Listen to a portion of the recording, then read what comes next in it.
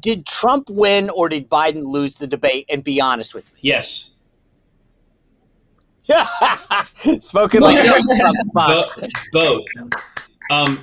Right out of the gate, this was a serious problem for Joe Biden. I thought they'd fill him full of, debate Viagra or State of the Union juice or something, and he'd be fired up, raring to go. He wasn't. And this was his debate, rules by Joe, for Joe.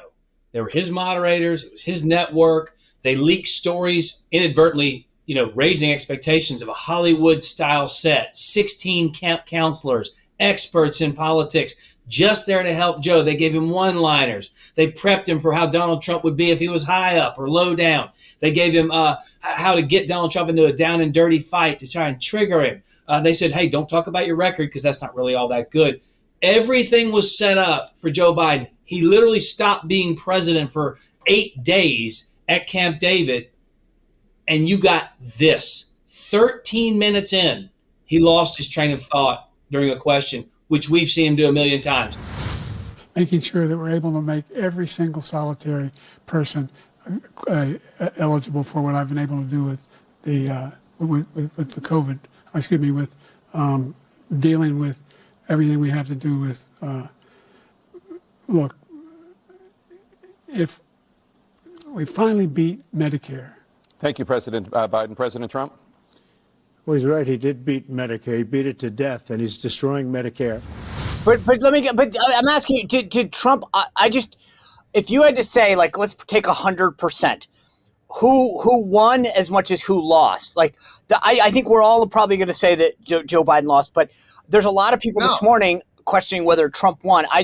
I want to get your opinion. And what's the difference? Trump did win. He pointed to all the failures of the Biden administration, not just immigration, but the economy, wars breaking out all over the world. He was very clear that didn't happen under my watch. Joe Biden out of the gate said, wait a minute, no servicemen died, no servicewomen died under my watch. Trump was like, wait, what are you talking about? We've had people die all over this world because of you.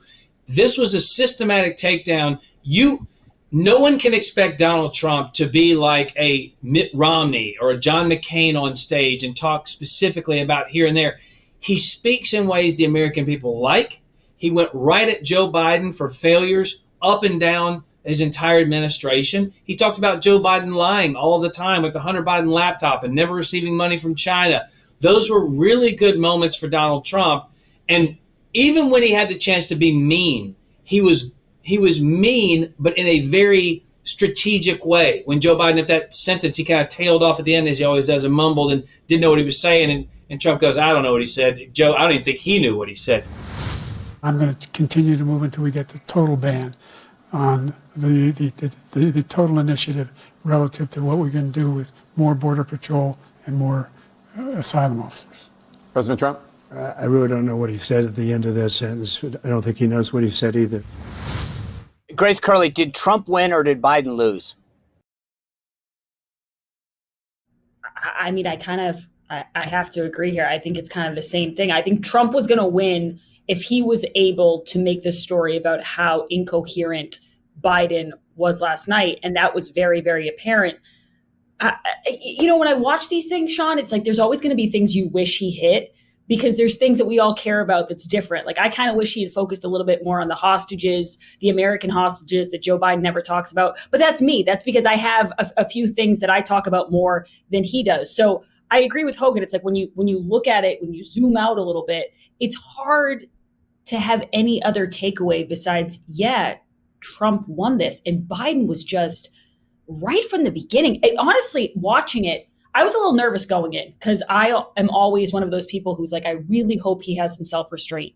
I agree with Hogan about the fact that there were moments where I thought for sure he would roll his eyes or he would be very disrespectful towards Joe Biden. And he wasn't. Like, I was rolling my eyes at home for a lot of those parts. He was able to kind of tamp it down. And something else I loved was that he was able to kind of enjoy himself, which I think is what really made him stand out in 2016. And he lost a little bit of that in 2020.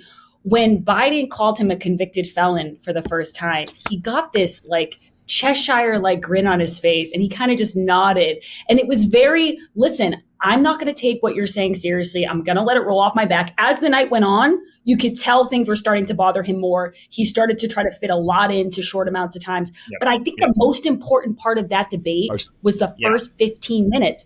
Yes. And Joe was the worst. Yes. In the beginning, which really surprised me. Joe actually got a little bit better as the night went on. In the beginning, though, when everyone was just sitting down, pouring their glass of wine, tuning in, it was like this.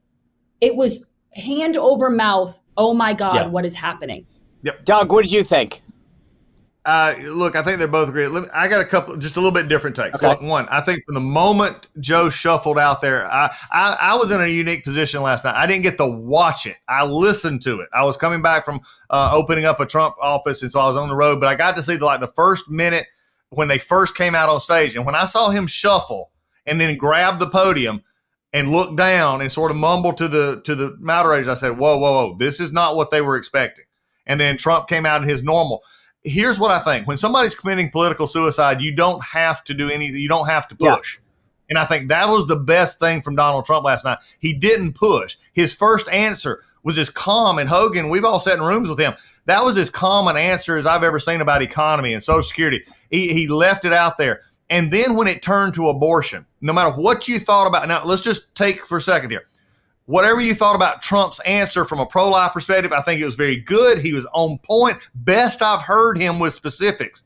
And then here's something. We can't let this go, folks. We can't. I know everybody's going to talk about form. This is the Nixon-Kennedy issue.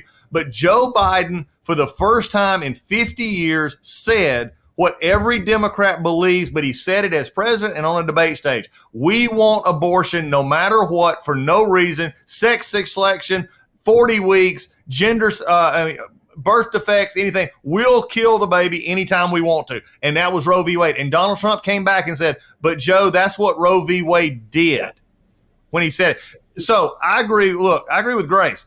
This was done in 30 minutes. The rest was hubris. 30 minutes, this was over. When we did the Mueller hearing, if you remember that one, we knew that if we started off quickly and made sure that it looked as if Mueller was not capable of handling these questions and also didn't know what he put in the report, that the rest of the reporters would tune out. That's exactly what happened. 15 minutes in, we already started seeing the tweets from the Democrats. This is a disaster. The last 30 minutes, nobody cared. They were already on Twitter. You know, a reporter asked me this morning on a radio interview. He said, well, what if you just read the transcript? Kind of like Nixon Kennedy. And I said, guess what? No one did that. They all watched it. And that's what was the compelling piece. It got worse. That's what made it bad. And look, here's the thing. I was telling this, I did a live event last night right afterwards. And I had sort of delineated this thing minute by minute. And I'm like, okay, 9:44, he says abortion. And I was ready to break this all down. When I was watching the Democrats and the media react on Twitter, I was like, oh my God, this is as cataclysmic as I thought it could be. I mean, they said what we needed to say. And the reason I asked the question that I did at the beginning is this. When I got up this morning, everybody was leading with Biden doing a bad job, but they almost felt like they had to get a jab into Trump. They were like, and Trump lied. And so here's the thing that I thought was interesting. The same radio interview that I was just talking about, I said, well, what was an example? And he said, what do you mean? I said, well, if you're going to say the president lied over and over again, President Trump, give me an example and I'll respond to it because you're just using a talking point right now. He said, well, Charlottesville. He said that wasn't true. I go, well, it wasn't. It was debunked. What next? And then they go, well, January 6th. I said, what did he say on January 6th that wasn't true? You might not have liked that answer. You know, and a lot of the media didn't, but he didn't say anything that was untrue. And I think that the media woke up last night and was like, oh, crap, Biden had a bad night. We just need to say something negative about Trump right now.